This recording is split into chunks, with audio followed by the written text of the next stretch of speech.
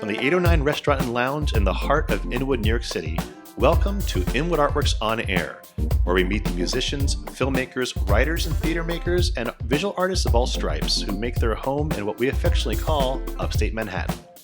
I'm your host, Aaron Sims, and today we're turning our artist spotlight on visual artist Eva Nikolova. Eva is a Bulgarian-born visual artist and longtime Inwood resident who works in drawing, painting, printmaking, hand-drawn animation, and cameraless photography. She holds a BFA in painting printmaking from Southern Illinois University and an MFA in printmaking from Indiana University, Bloomington. Go Hoosiers.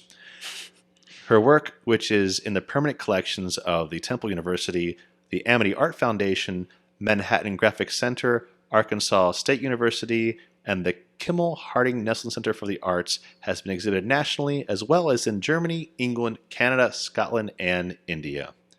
Nikolova is the recipient of over 20 scholarships, fellowships, grants, and awards, and has participated in fully funded residencies at Virginia Center for the Creative Arts, the Lake Colony, Brush Creek Foundation for the Arts, Vermont Studio Center, and the Lower Manhattan Cultural Council. We're going to talk about her work and so much more.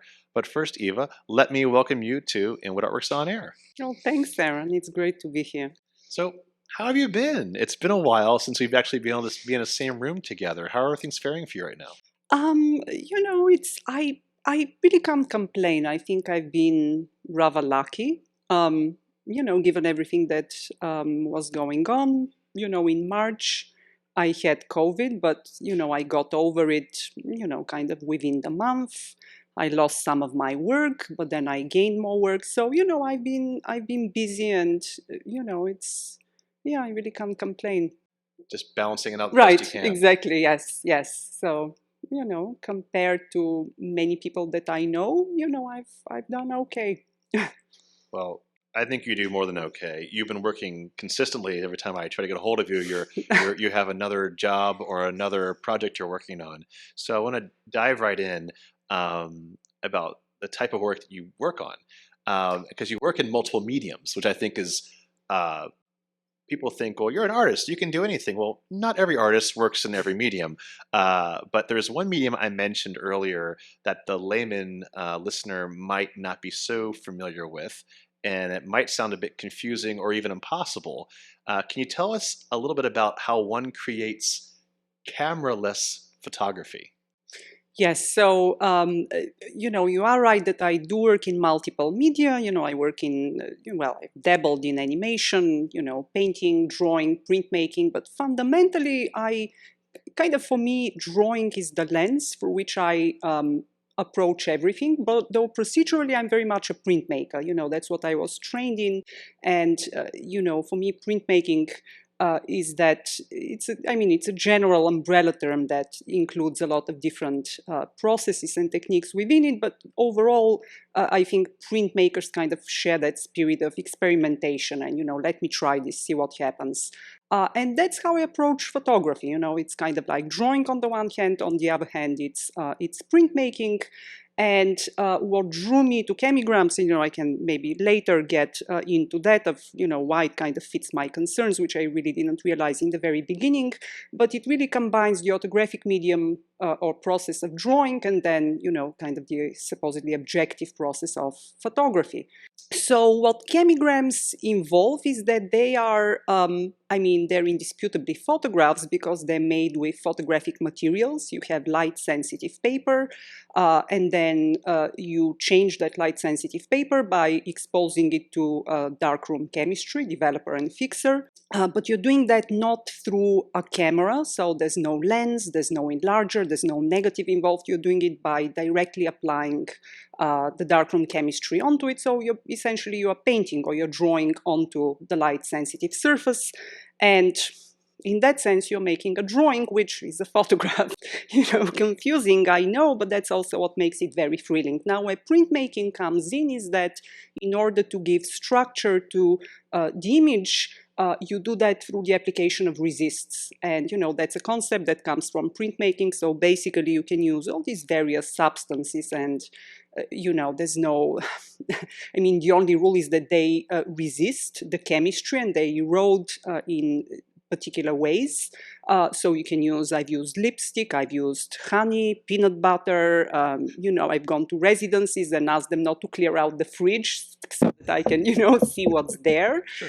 And, it's basically, so you're drawing with these materials and then you are exposing the paper with the resist, with the substance on it. You're exposing it to the fixer and the developer alternately, and as it gradually erodes, each one leaves its mark on the paper. So in a way, it's kind of a very direct process, and it's also a very extremely indirect process because, unlike you can't take a paintbrush with a certain color on it and make a mark, you are creating the mark in this very, indirect way. All the color, even though you're working on black and white paper with black and white chemistry, you do get color, but the color is the result of these chemical interactions that you kind of have to control in order to get the color. So it's a very thrilling way of working because you, unlike painting or drawing where you can paint over things or you can erase things, here you have no recourse. It's immediate and it's final. And so, it kind of blends a gravity and an excitement to the process that I really enjoy. I have so many responses to that. It's amazing.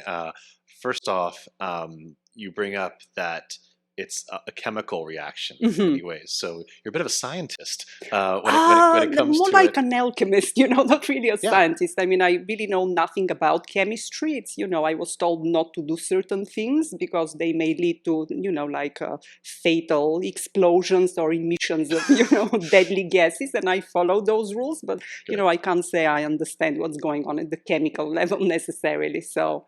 Don't mix the peanut butter right. with the chocolate. Yeah, and definitely don't eat out of the same jar. Yes. That's pretty good advice, I think. But the interesting thing to you also at the end of it, you said there's no recourse for it. So you really have to say it must be really freeing for your imagination. Yes.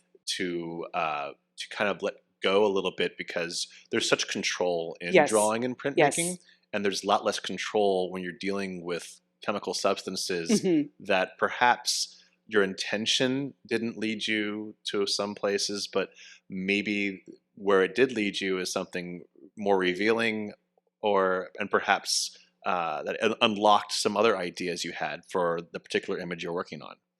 That's absolutely right, and that's why I'm really so addicted, I can even say, to that particular way of working because it's really you're collaborating with the process. You can't impose your will on it as you can with other media where there's a much more kind of linear relationship between your intention and the outcome. Here you don't. I mean, yes, you can foresee where it will take you, but never exactly. And so that's what keeps me engaged with it.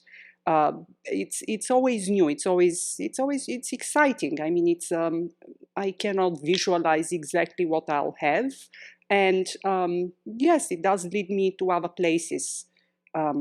So yeah, it's really that's why I'm doing what I'm doing because otherwise I'm kind of very controlling. And I kind of gain control quickly of a medium, of a process, and then I start getting a little disengaged because I'm no longer able to surprise myself.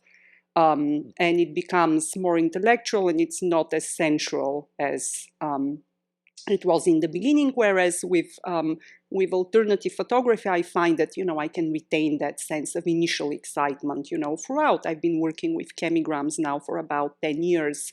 And it still feels new every time I do it. So that's amazing. It's so wonderful to be able to have that kind of blank slate and know that there's going to be something that you're going to have to give over yourself unto, and then there will be. I mean, there will ultimately be it's your decision when to finish it or when something is finished, or maybe it's never finished, depending on depending on your point of view and how you view your own work. But it's also interesting too is saying you can also use that image over and over again to create multiple chemograms and make variations on that theme. Well, yeah, you can. this is a process where there are a lot of disasters. And, with a painting, we can say, well, no, it's never finished. I'll put it aside. I'll come back to it. I'll paint over it. With this, you can't. At some point, the photographic paper is exhausted. It's either been affected by the developer or the fixer. There's nowhere for you to go. It's done. And, the process does take a lot of casualties. You look at something and you think, okay, let me try again, let me do it again.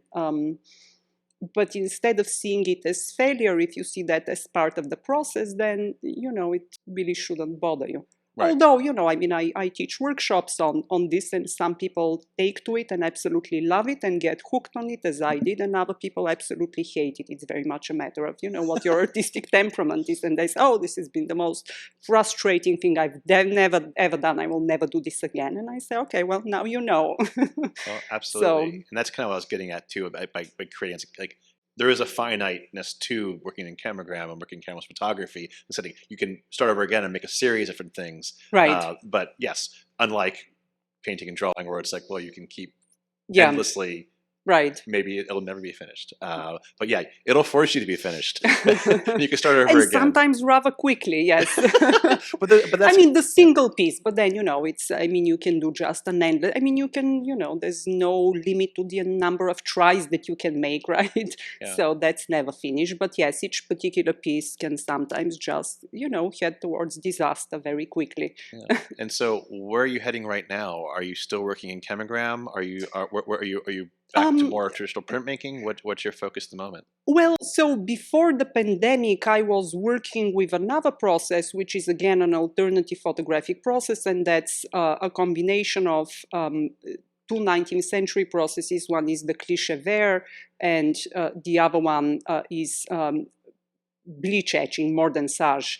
But for that, although I do not use a camera, I do make a negative, and my negative was actually a drawing, which I would take to the darkroom. So I would use a darkroom in Gowanus and, make the negative there. Use my drawing as a negative to make a gelatin silver print, which I would then take home and do the next part, the mordensage, which is, in fact, what you're doing is you're kind of destroying the image and reconfiguring it in various ways. But since they closed, I haven't really been able to do that. I don't have a darkroom at home. Maybe it's time that I set one up. But so, that has kind of been on hold. And so what I've been planning is, in that process, you move from a static state. So, I start with a drawing, then I turn it into a gelatin silver print, and then it goes through this incredibly tumultuous, kind of destructive creative process where it either succeeds or it fails. But, it's this process of tremendous change. And then I end up with another static state, where I wait for the image to stabilize, and then I scan it and output it as a final image, usually a archival pigment print. So what I've been really getting interested in is working with that in-between process, in the state where the image is just, changing incredibly fast, and somehow documenting that either through video or through stop motion, and, kind of taking it into another realm, maybe into animation. But, I haven't really been able to do that. As soon as I can go back to the darkroom, I think I'll start working on that. So, in the meantime, it has been it's just been a bunch of sketching, simple things that I can do, with a pencil and paper and just throwing ideas down. And then a lot of teaching, I have to say, my time has been really consumed with this kind of transition from teaching in a classroom to teaching behind the screen, processes that are intensely, physical. Yeah, well, and that's exactly what you have to do. This is what you have to pivot. You have to do what's necessary to keep going, and that it actually leads me right to where I wanted to go with you. Is that because you've been so incredibly successful as an artist, and I think one of the measures of that success is the ability to share your talent and your knowledge and skill with others by teaching. And you've been very busy teaching and drawing and teaching drawing and watercolor and painting online and in person. I know one of the places was 92nd Street Yep. Y. Is that right? Yep. And among other places. So, what led you to teaching? It's I mean, teaching is one of those things where it's a very intensely, I mean, it's a very gratifying process, and I just think that the kinds of things that make you a better teacher, that help you to be a better professional, also they help you to be a better person. That's what I found, is because it requires a lot of patience and compassion, and just you really, I mean, you have to see things from the perspective of somebody else in order to be effective uh, at teaching. And those kinds of things, I think, just make me generally a better, more pleasant person. And it's just that you come also to a point in life where you have, like, you've been absorbing things, and I think we always absorb things through others. We're not just like, as Harold Bloom used to say, Adam early in the morning, where it's really, we live in a cultural context, and over the years I've gotten so many things from mentors and other people, and it's very gratifying to get to a point in life where you are doing the same. You're in that position where you are giving back to others. But also, I think there was a time in my life, and there are times where I feel kind of overwhelmed with my teaching schedule, and I see it as something that competes with my own time and my own work. But then I think the way that I teach is I teach in a way that also enriches my own practice, and so it becomes kind of a collaboration. I work on processes and, with students, which are also interesting to me. So we make discoveries together. And so there is this flow between the classroom and the studio that just, by now feels very natural.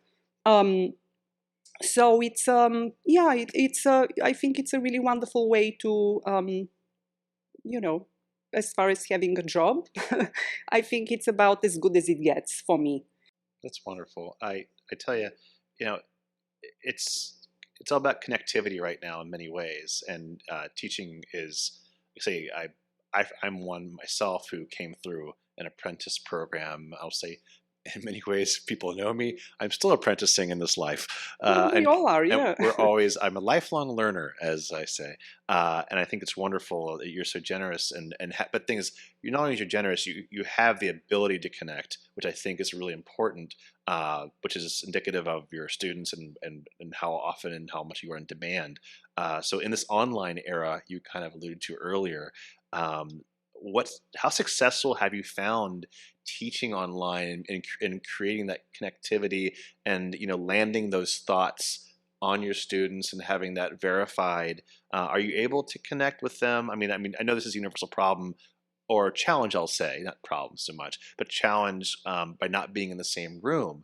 And art, as in life, is very experiential. Yes. So that are you and are they able to absorb the concepts and execute what you're teaching? Um, okay, so it really depends on whom. I work with a very kind of broad range of students in terms of age, particularly, but also kind of levels of experience. So I have found that. With little kids, I'm about to do a residency, in February with first graders, and I honestly kind of dread it because, for little kids, I think it can be a really hard experience. For grown-ups, it's a very different thing.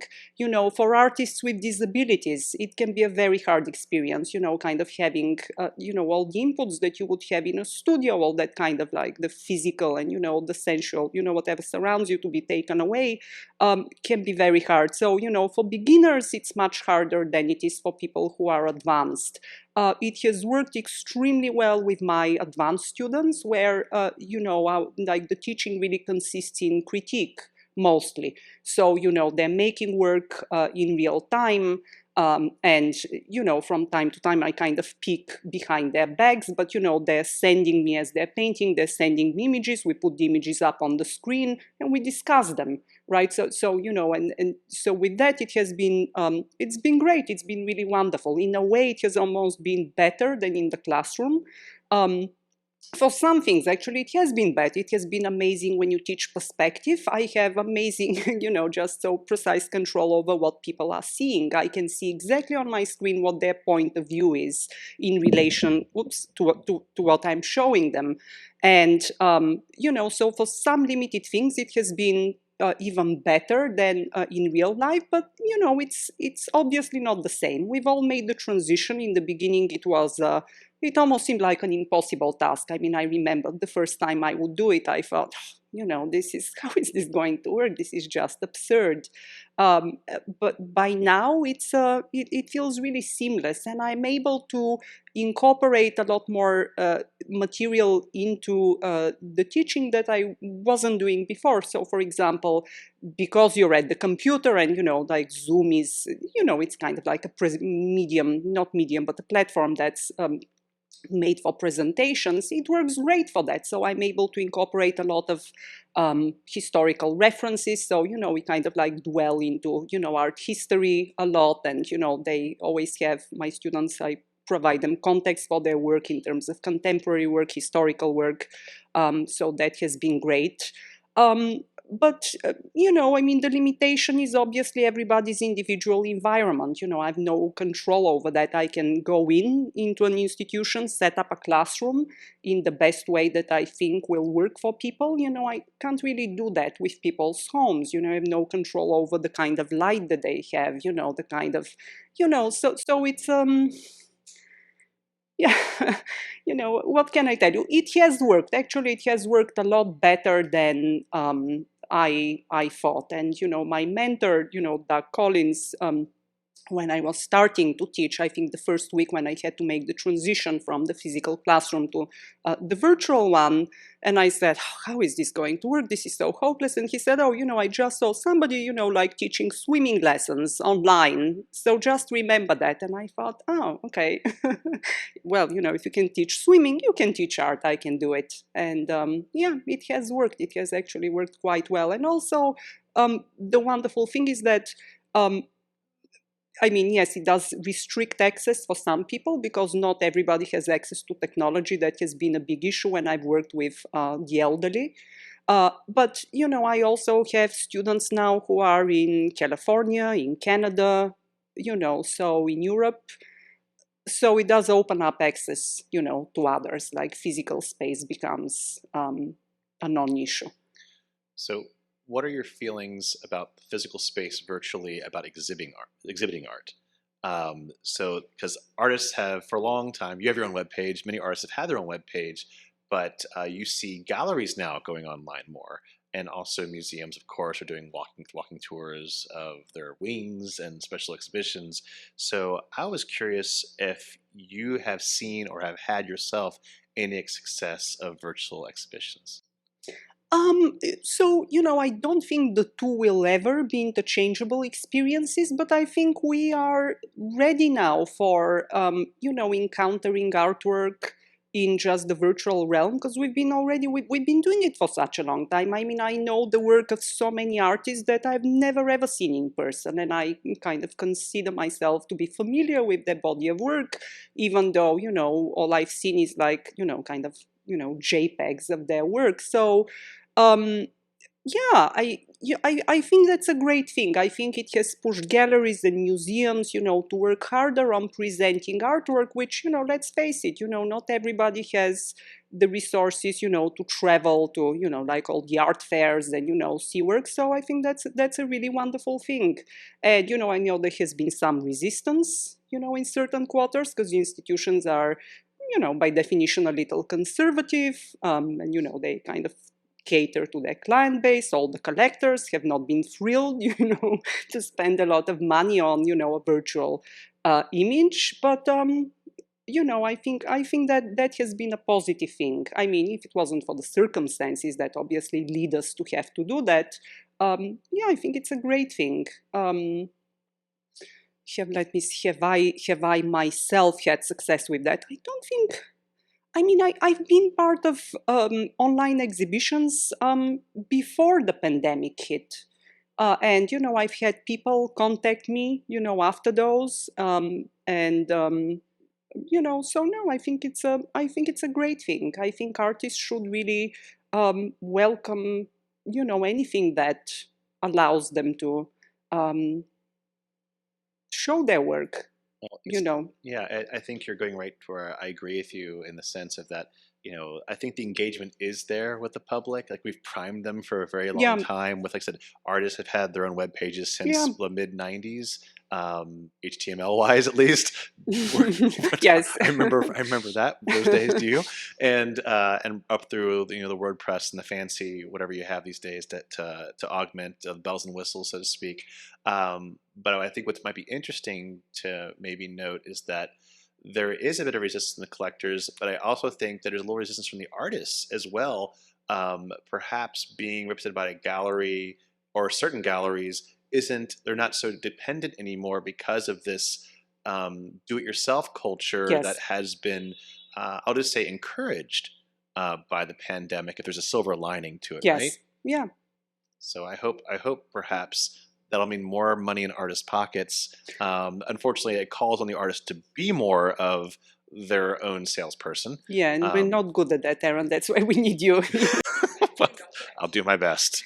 Everyone, go to evanikolova.com. But seriously, though, that is true, though. I mean, I don't, and this is making sure I make this point, is that no one's trying to replace a gallery. Right, right. But there again, going back to what you're teaching away, there's resourcefulness and flexibility to be had to Yes. create access to work Yes. that maybe you would not have experienced otherwise. And I Yes. think that's really wonderful. And perhaps this pandemic, if there's anything else that came out good about it, is that we have educated probably that senior generation who probably, I know Facebook became uncool when your dad and your grandpa got on, but now dad and grandpa and your mom can Zoom and Yeah. they're a little more savvy. And let's face it, those people have money, or at least they have more money than the people who are a lot younger most of the time. Yes. No, absolutely. And That's their interests and if you're not going out because you're quarantining or you're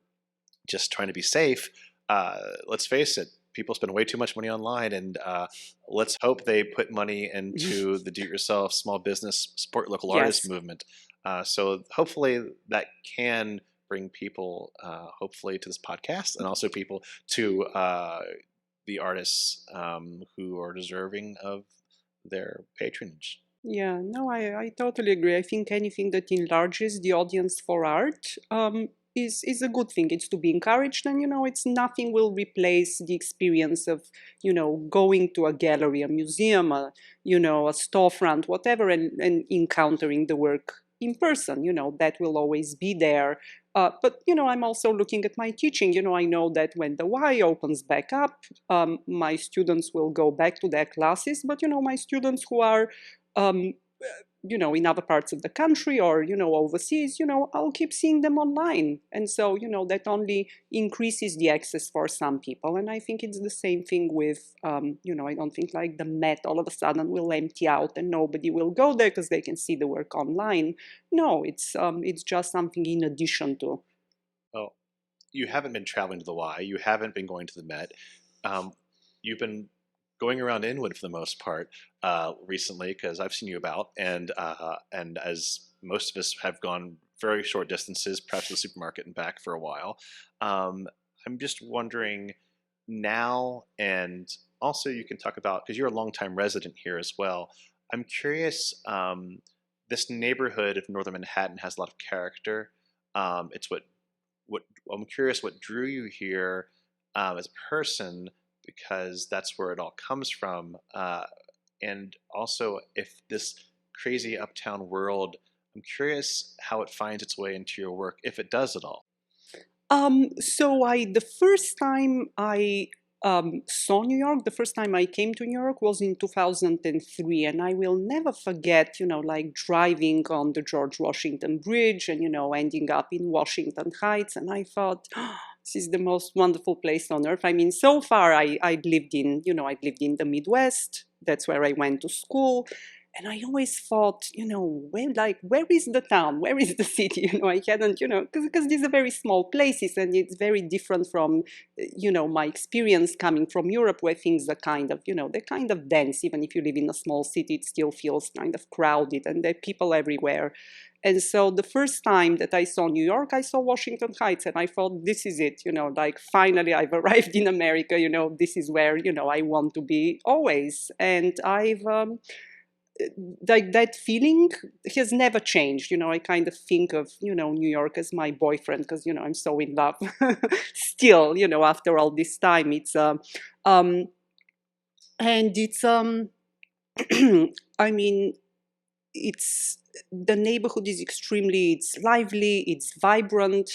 And at the same time, if you want some solace, I mean, I live on Seaman, and the back door of my building is on Payson, like 2 minutes from the park, Inwood Hill Park. And I go into the park, and maybe I'll see 3 people walking their dogs. That's it. And that's I mean, I know people don't think that it's in the heart of Manhattan, but, it is in Manhattan. And I think it's a pretty amazing combination that you don't find anywhere else in the city. So it's, I think it's a pretty special place.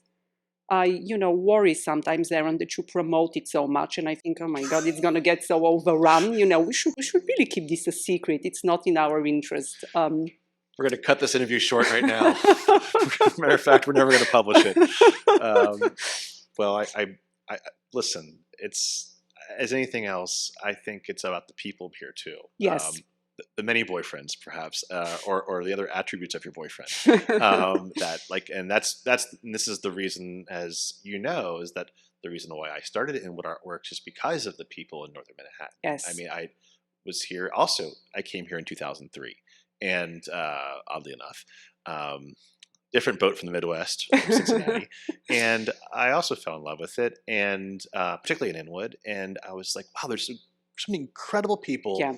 Who are my neighbors, and I'm walking down the street and I'm hearing jazz and opera, and I'm seeing people paint in the park, and there's plays on the corner, and it's awesome. And then we all have to go downtown or out of town to work, and I was just fascinated by the fact that wow, there's so many wonderful, crazy, talented people here, and the fact that we have no performing arts center, no gallery, no again traditional forms, and so. Don't be mad at me. I've used the neighborhood itself as a resource and a canvas, if you will, to hopefully create opportunities for art, be it the film festival, our galleries that we've had, where we're actually here. For those of you who don't know, we're on Dykeman Street right now, as I said early in the podcast, but this is a very high traffic strip. It's pretty much the thoroughfare of Inwood. And we're in a wonderful place that supports the arts and supports the community. And I think that is something to celebrate. Whether you move here and you can afford the prices of the rent or the co-ops, that's an entirely different story for another podcast. But those who are here and who are still here during this pandemic, I think that says something. And I think that's really important for people to know you and all the other people we've had on air throughout this pandemic and way after, we hope, that you deserve to make a living. You deserve to be known, and hopefully they can support you from afar and not move here. Yes, don't move here. Don't move here, but come visit. Yes, come visit, definitely right? come visit. It's an amazing neighborhood. It just compared to any other neighborhood in, and I haven't really lived elsewhere. I didn't really want to live elsewhere, in New York, but every other neighborhood that I kind of visited, and, this one really feels like a neighborhood, it feels like a community, whereas other places, don't to me. I'm sure I'm biased, but you know what I mean? It's like you see families, you see multi-generational families here, whereas in other parts of New York, it's like, demographically, it's young kids, other parts of Brooklyn, or it's this, this really feels like a proper neighborhood to me. It's like, it feels similar to what I came from, even though, that's Eastern Europe, very different, in every way, but it still has that, sense of, I see like the grandmothers and the little kids and the teenagers and, like everybody is hanging out together and it feels wonderful. So maybe we should rebrand as the Eastern Europe of Manhattan. Yeah, I don't know. Well, you have such a wide diaspora of work and what you're working on. We know you have put off some things until later, like you said. Are there any like long-term career goal projects you have for visions for in the next, when you're able? I mean, aside from getting a dark room in your bathroom or going or breaking into a place in Gowanus, even beyond that, are there some long-term projects that you have in your wheelhouse you're planning to tackle? Honestly, I don't, Aaron. I'm the kind of person, that I don't really make plans. And, I mean, now's a good time to say, here's why, look around. Well, you've been a little busy. I mean, yeah, I've been a little busy and yeah, I don't know. I just, I let things happen and, yeah, I don't know. I guess you just have to invite me again. I know you want to get it out all now, but it doesn't work that way. No, it doesn't, because I think if anything you said earlier, it's about the process, right? Yes. And you are where you are now. And yes, you'll exactly. be where you will be when you're there. Yep. I think it's perfect to end on, actually. So, Eva, it's been such a pleasure to talk with you. And thank you so much for coming in tonight. Oh, thanks, Aaron. As always, a real joy. Well, is there a place where people could go to learn more about your work? Well, I would have to say that, my website, which I've not updated in several years, so, that would probably, give me the incentive to, get some work done on it. And yes. Great. Well, it's evanikolova.com, yes. Correct? Excellent. So listeners, you can visit her there, and we'll also put that link up on our on-air webpage. So thanks again, Eva, for joining me on this Artist Spotlight episode of Inwood Artworks On Air, where we meet the musicians, filmmakers, writers, theater makers, and artists of all stripes who make their home here in Upper Manhattan. If you have a moment, please show us some love right now by rating and reviewing this podcast on Apple Podcasts. It really helps. Real deep thanks to our friends here, 809 on Dykeman in Inwood, for hosting us, and also to heightscites.com for our local uptown promotional support. Please be sure to follow us on social media at Inwood Artworks to keep up with all that we do. That includes the film festivals, the Filmmakers Al Fresco, pop-up art galleries, and live performances, and so much more. You can support On Air, which is a free program, and all our programming by making a tax-free donation at inwoodartworks.nyc/donate. Inwood Artworks On Air is made possible with funding from the NYC & Company Foundation with support from Manhattan Borough President Gail Brewer and the NYSCA Electronic Media Film Grant Program in partnership with Wave Farm Media Arts Assistance Fund, and the support of Governor Andrew Cuomo and the New York State Legislature. Thank you so much for tuning in. This is Aaron Sims for Inwood Artworks On Air.